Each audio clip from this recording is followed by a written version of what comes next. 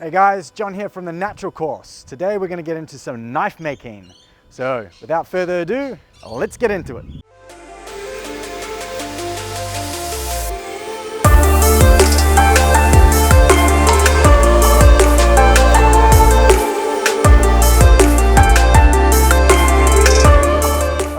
We're here with Aiden. Aiden's going to be helping us make a knife today and learning some tools and to make some craft metalwork. Is that correct? Absolutely. Awesome. So maybe tell us a little bit of what we're going to be doing today and what we can expect. Cool. We're going to do a little snapshot of the 3 different classes that we offer. So the first part is we're going to be making a knife from start to finish.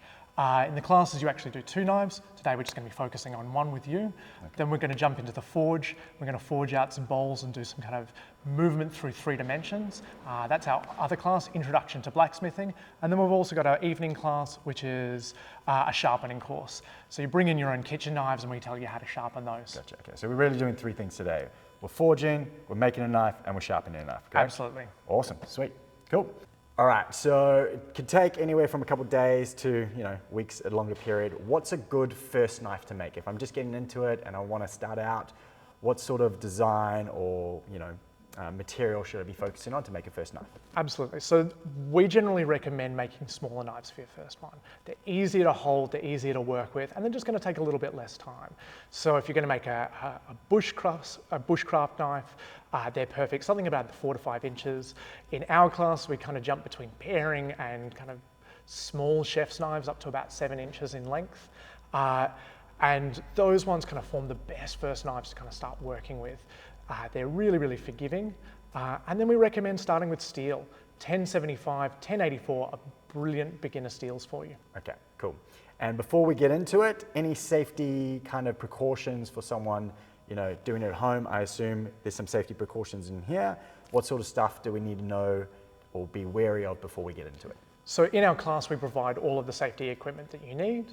But if you're doing this at home, you definitely want a pair of safety glasses when you're doing this. Even better would be a face shield. You also want something to protect your lungs. So some kind of mask of some kind is going to be fantastic for that.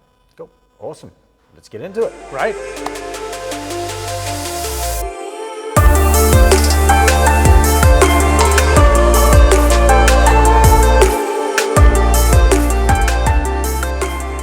So one of the major questions that people often ask is how long does it take to make a knife? What sort of equipment do we need? And how long is the process that we could expect it to take? Yeah, so in our class, we do it over 2 days. That's start to finish every step of the way.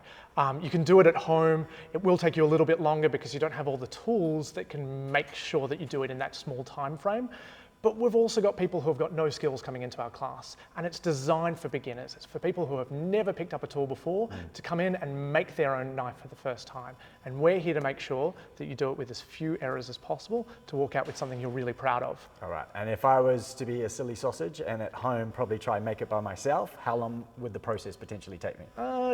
A couple more days. Okay.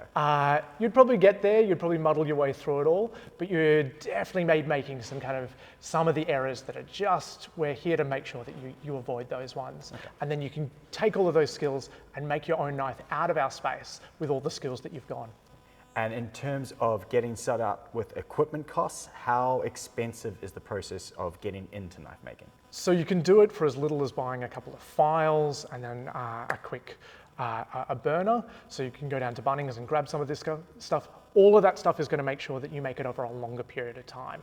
Doing it all by hand, it's going to take longer.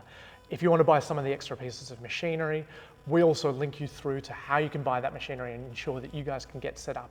We're here to make sure that you can walk out of this class feeling confident to make knives in the future.